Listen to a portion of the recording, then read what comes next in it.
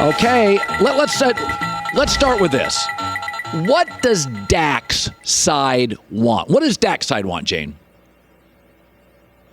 They want a deal that's more 4 years aligned with about a $35 million a year price tag. Now, the Cowboys want that deal to obviously be longer, but I'm told the strategy here is for them to have that 4-year deal so that Dak Prescott, in the peak of his career, can come back to the bargaining table. Keep in mind, you've got deals like Deshaun Watson that have to get done, and Patrick Mahomes and Todd France, his agent, trying to be shrewd here. What I didn't realize was that Dak was actually his first quarterback client, Joe Burrow his second, so possibly trying to make a splash with this particular deal. But I reported this summer they weren't going to take a hometown deal. As Stephen Jones characterized it to us this combine, they had sidelined conversations back in September. Basically, the Cowboys had their side. Todd France and his team had their side. They weren't making any inroads, so they tabled those discussions. Now, it's my understanding they did have talks at Combine. I was told that the goal here is still to get that long-term deal done. But as you are hearing that report coming out today, the Cowboys have also said they're not afraid to use that franchise tag, and that could very well take place here. You know, we were saying earlier, Tony Romo is going to make $17 million per year to be a Cowboy, to be a broadcaster in the NFL, and Troy Aikman does well, and Michael Irvin.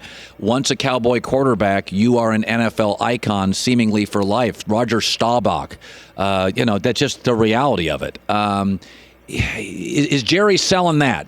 Would Dak take a little bit of a pinch or a pay cut for that?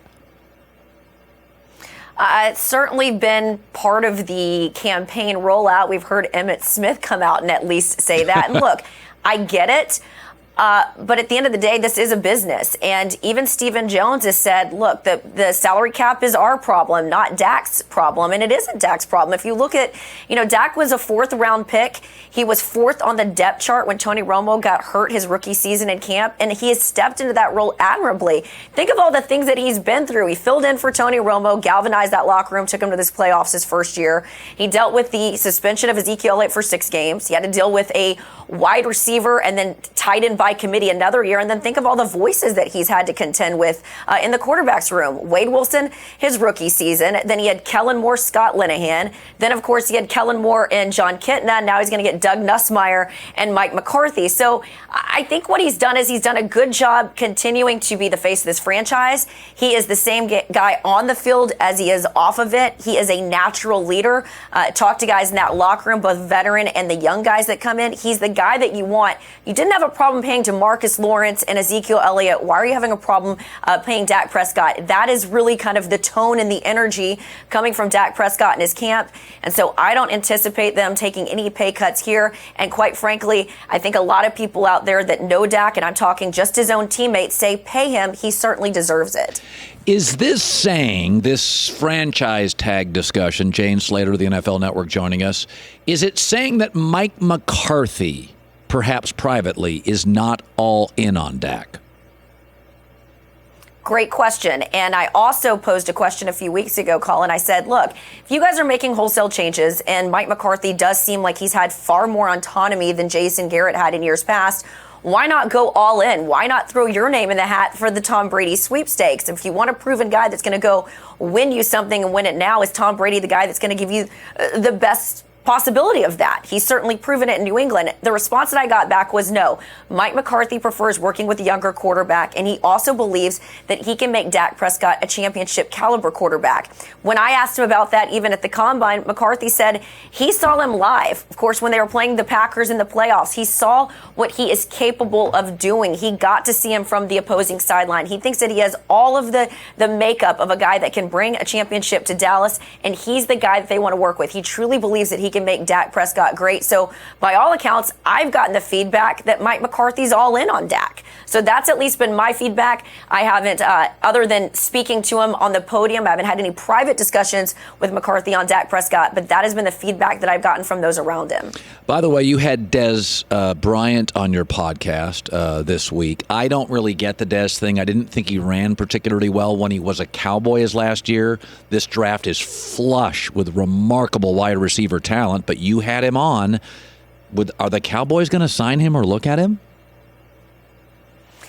Look, Colin, I'll be honest. I think a lot of people think I'm part of the Dez Bryant hype machine, a little bit of a homer. And admittedly, yes, I've developed a relationship with Dez. I've gotten to know him past just a reporter-player relationship in the sense that, I've taken the opportunity to get to know Dez away from the football field. And here's what I'll say about him.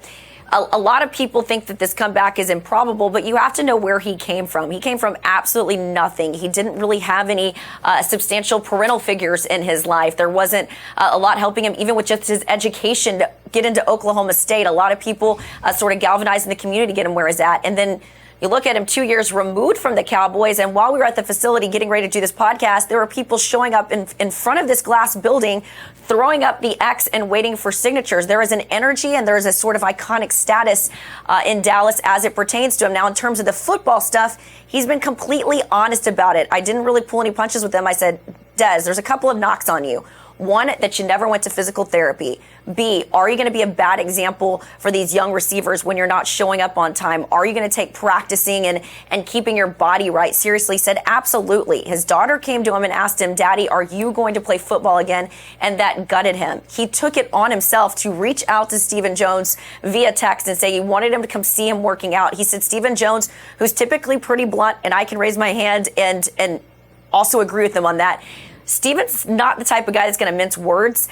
He gave him optimism, and Dez has been working out at this facility that is literally adjacent to the Star in Frisco, just so that he is that close for the Cowboys to come over and scout him. But he was also honest and realistic. As much as he wants to go back and play for the Cowboys, he said he's open to playing for other teams. And Colin, I have talked to some other coaches around the league who are at least intrigued at the possibility of having them.